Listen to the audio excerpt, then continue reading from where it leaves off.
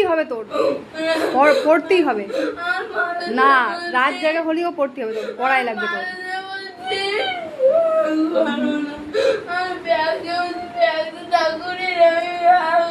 ওইসব জানি না আমি।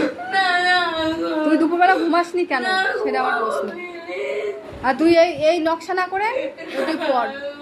সন্ধ্যার থেকে তুই বাংলা পড়ছিস, বাংলা হলো না কিছু মুখস্থ। আগে বাংলা মুখস্থ করবি, তারপরে পাখিরা যখন ফোন করতে আসলো তুই ওদের দিকে তাকায় থাকলি কেন, কিসের জন্য? দাঁড়া, এই ভিডিও কালকে দেখাবো মাস্টারের, ঠিক আছে?